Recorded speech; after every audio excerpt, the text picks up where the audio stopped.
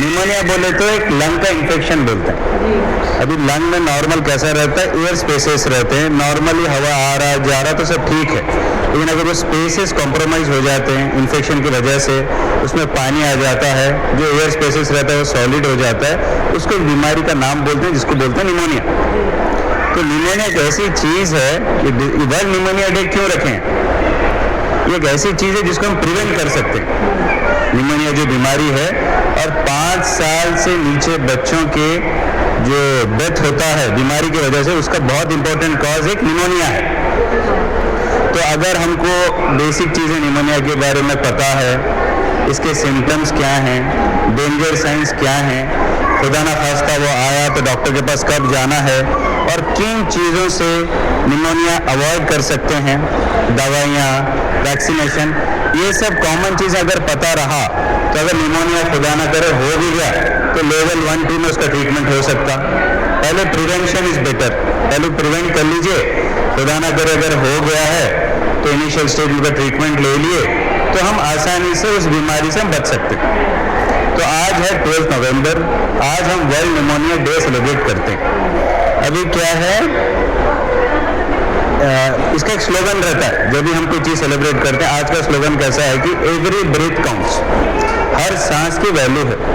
अभी pneumonia bacteria से हो सकता, वायरस से हो सकता, फंगस से हो सकता, ये मोस्ट कॉमन क्या है, बैक्टीरिया और वायरस से होता। अगर ये हुआ तो उसके सिम्टम्स क्या क्या हैं, दम चढ़ता आपको, खांसी ज़्यादा होती, बुखार आता, नॉर्मल काम करते वक्त आप थक जाते हो और ब्रीथलेसनेस बहुत रहता है, दम चढ़ता है उसको। तो एक रेड फ्लैग साइंस जो है, जो डेंजर साइंस, ये रहा तो डॉक्टर के पास इमीडिएटली जाना है, दम ज़्यादा चढ़ रहा। अभी जो बैक्टीरियल वर्ड मैंने यूज़ किया, वायरल वर्ड यूज़ किया, बैक्टीरियल निमोनिया में ज़्यादातर खांसी होती है और उसमें कफ आता है। वायरल निमोनिया में बुखार ज़्यादा रहता है, बदन हाथ दर्द ज़्यादा रहता है, लेकिन कॉफ ड्राई रहता है, जो आजकल बहुत चल रहा है वायरल निमोनिया। बैक्टीरियल निमोनिया फिर अगर ये सिम्टम्स आ गए तब डॉक्टर के पास जाना है, और अनफॉर्चुनेटली ये सिम्टम्स आ गए, इनिशियल स्टेज में है, तब आराम से एंटीबायोटिक स्टार्ट कर सकते हो, ओरल एंटीबायोटिक्स रहता है। खुदा ना करे दम चढ़ रहा है, कोई सिम्टम्स हैं, तब ऑक्सीजन लगाना पड़ता है। अनफॉर्चुनेटली निमोनिया प्रोग्रेस हो गया है तो हमको मशीन्स की ज़रूरत पड़ती है, तो ऑक्सीजन डिलीवरी मशीन्स रहती है, CPAP, वेंटिलेटर। तो इस वास्ते इनिशियल स्टेज में अगर पता चल गया बेसिक दवाइयों से, इनिशियली इलाज हो सकता है। अगर हम देर से डॉक्टर के पास जाएंगे तो निमोनिया के स्टेजेस रहते हैं, अगर वो प्रोग्रेस हो गया, जितने देर से जाएंगे प्रोग्रेशन उतना ज़्यादा होगा, निमोनिया उतना डेंजरस रहेगा, ट्रीटमेंट भी मुश्किल होगी और रिकवरी भी लेट होगा। हाँ, वो सिम्टम्स पे रहता है कैसा है, नेबुलाइजर लगा सकते हो। और इसमें हमको अलर्ट क्या रहना है, हाई रिस्क कैटेगरी कौन है, किनको निमोनिया होने के चांसेस ज़्यादा हैं। पहला ग्रुप है बच्चे, जो 5 साल के नीचे को बोलते हैं, और 2 साल के नीचे के बच्चों को भी ज़्यादा रिस्क है। दूसरे बुजुर्ग अबव 60 ईयर्स, फिर कोई आगे से किसी को लंग्स का प्रॉब्लम है, हार्ट का प्रॉब्लम है, उनको निमोनिया ज़्यादा होता है। इस वास्ते अलर्ट रहना। अलर्ट हम कैसा रख सकते हैं, कैसे रहेंगे, प्रिवेंशन मैं आपको बाद में बताऊंगा। हाई रिस्क ग्रुप में बच्चे आते हैं, बुजुर्ग आते हैं, जिनको पहले से दिल का बीमारी है या लंग्स का बीमारी है, या खुदा ना करे कोई कैंसर का पेशेंट है, बच्चे भी रहते हैं, बुजुर्ग भी रहते हैं। वो जो दवाइयाँ लेते हैं उससे बीमारी से लड़ने की ताकत कम हो जाती है। वो जो ड्रग्स रहता है कैंसर के, इम्यूनिटी कम हो जाती है। जब इम्यूनिटी कम हो जाती है तो जरासीम आसानी से आ सकते हैं। और कैसा है, कोई हॉस्पिटल में लंबा एडमिट है, उसको भी निमोनिया हो सकता है। कभी भी अगर आपका फेफड़ा अंदर सिक्रीशंस गया, जरासीम गया, उसको बाहर भेज नहीं सका, वो कुदरती ताकत रहती है, वो कॉम्प्रोमाइज हो गई तो निमोनिया हो जाता है।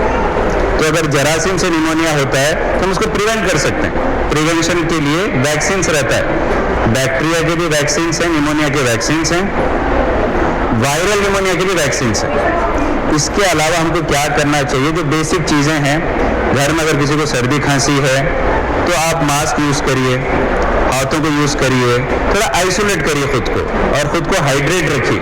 हाइड्रेशन इज़ वेरी इंपॉर्टेंट, पानी ज़्यादा पीना, उससे टॉक्सिन्स फ्लश आउट होते। दूसरी चीज़ क्या है, आप हेल्दी खाना खाना है। हेल्दी खाना बोले तो फ्रूट्स लेना, वेजिटेबल्स लेना, और प्रोटीन चीज़ लेना अच्छे, आपके सॉल्टी फूड्स, ताकत नहीं खाना ना। सर्दी रहता अवॉइड करना।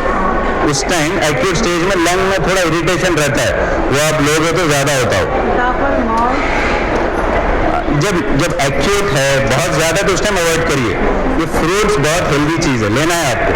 विटामिन से आपकी इम्यूनिटी बूस्ट होती है, जैसे आपका ऑरेंज है, आंवला है, ये सब चीज़ें लेना। बेरीज हैं, इससे विटामिन सी बढ़ता है और इम्यूनिटी बूस्ट होता है। This is mandatory. थोड़े लोग बोलते हैं कि दूध मत लो, खांसी होती है। बाज लोगों में दूध पीने से म्यूकस प्रोडक्शन बढ़ता है, तो वो देख लेना, उसका इल्म रहना किसको क्या होता है। यहाँ पे खांसे तो ज़्यादा देर कंजेशन रहा तो वो होता, एक्सरे ले लेना, अगर खुदा ना करे कुछ चीज़ हो तो इलाज हो जाना। नेबुलाइजेशन लिए तो क्या, हम दवाई लेते हैं खांसी के लिए, दवाई पीते हैं, वो जाता है ब्लड में, फिर लंग्स के ब्लड में जाकर एक्ट करता है। अगर आप नेबुलाइजर लेते हो डायरेक्टली एक्ट करता है। और ऐसा नहीं कि नेबुलाइजर लिए तो आदत पड़ जाती, ऐसा नहीं है। जब ज़रूरी है, सही डॉक्टर लिखते हैं और उसके फायदे भी हैं। और ये वैक्सीन बहुत इंपॉर्टेंट चीज़ है, ये आप ले लेना। ले सकते हैं। हाँ ले सकते हो। वो क्या प्रॉब्लम वो पता करना है क्या है। करके ले। जी हाँ, निमोनिया का वैक्सीन रहता है और आप लेना है। बुजुर्गों को भी देते हैं, बच्चों को भी देते हैं। पहले साल 2 बार रहता है। हाँ देते हैं। इन्फ्लुएंजा वैक्सीन रहता है, वायरस जरासीम अलग अलग टाइप के होते हैं, वायरस बैक्टीरिया। वायरस से जो निमोनिया होता है उसके लिए इन्फ्लुएंजा वैक्सीन है।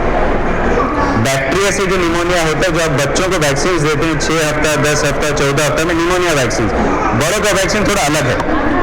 यहाँ पे गायनेक वाले डॉक्टर रहते हैं, आपको गाइड करेंगे लेना। और बेसिक प्रिवेंशन करना, वैक्सीन टाइम में ले लेना। रोज जाती खांसी अचानक है तो इसी खांसी आती है, एकदम दम थोड़ा एलर्जी कंपोनेंट लग रहा है, आप जैसा बता रहे हो, ठीक है। थोड़ी चीज़ें रहती, समझ में नहीं आता, कंटिन्यूस खांसी रहता है आपको। एक आप जैसे बता रहे हो एलर्जी कॉफ है, थोड़ी दवाइयाँ रहते हैं, डॉक्टर को बोलिए वो देंगे, वो यूज़ करिए। सिर्फ निमोनिया कंपोनेंट नहीं है ये, निमोनिया में दूसरी चीज़ें भी आते हैं। हाँ बलगम आया तो वायरल कॉफ में भी आता, तो दवाई लेना उसके लिए। सबसे इम्पोर्टेंट है वैक्सीन लीजिए, हाइड्रेशन मेंटेन करिए, पानी ज़्यादा पीजिए, हेल्दी चीज़ें लीजिए, और जो हाई रिस्क के लोग हैं उनको अलर्ट रखिए। अगर हो गया तो जल्दी डॉक्टर के पास चाहिए, इलाज आसानी से हो सकता है। बेसिक एंटीबायोटिक्स, अगर बैक्टीरियल निमोनिया है, वायरल है तो वेट एंड वॉच करते। सपोर्टिव थेरेपी, अब इन्फेक्शन की वजह से बुखार है, बुखार का सिरप देना, खांसी हो रही, खांसी का सिरप देना। जो वजह है वायरल सेल्फ लिमिटिंग रहता, ये थोड़े दिन में ठीक हो जाता अगर आपकी इम्यूनिटी अच्छी है। अगर बैक्टीरियल है तो एंटीबायोटिक्स देना पड़ता। ये बेसिक चीज़ें आप लोग फॉलो करिए इनिशियल स्टेजेस में, तो डॉक्टर से भी हेल्प मिलेगा। Early diagnosis helps in easy treatment. Prevention बोले तो पहले होने नहीं देने के लिए क्या क्या स्टेप्स लेना है वो भी फॉलो करो आप लोग, जो मैंने बोला है। वैक्सीन्स, आइसोलेशन, हेल्दी ईटिंग, और कैसा है आपका हेल्दी फूड, हाइड्रेशन, वैक्सीन। और जो हाई रिस्क लोग हैं उनके लिए थोड़ा अलर्ट रहना, उनको थोड़े भी सिम्टम्स आए तो इमीडिएटली डॉक्टर के पास जाना। दम चढ़ रहा, बहुत ज़्यादा बुखार है, 3-4 दिन से ज़्यादा हो गया तो जाना। अब वायरल निमोनिया बोलते हैं कि एक बार खांसी कम हो गई फिर भी 3-4 दिन तक आप मास्क पहनना, बुखार कम होने का, क्योंकि उस टाइम स्प्रेड होता है। घर में अगर बुजुर्ग हैं, बच्चे हैं, हम लोग को हमको मास्क पहनना चाहिए। हम तो हेल्दी हैं लेकिन उनको नहीं जाना है। बैक्टीरियल निमोनिया अगर आप एंटीबायोटिक स्टार्ट कर दिए तो पहला 2-3 दिन रिस्क रहता है। Once you improve it should be fine. तो आज ये टॉपिक बोलने का रीजन ये है कि वर्ल्ड निमोनिया डे है। कॉमन पब्लिक को ये पता रहना ये निमोनिया क्या है, कैसे आता है, इसको कैसे प्रिवेंट कर सकते हैं, इसके डेंजर साइंस क्या है, खुदा ना करे हो गया तो इलाज जल्दी कैसा करना। ठीक है, जज़ाकल्लाह, थैंक यू।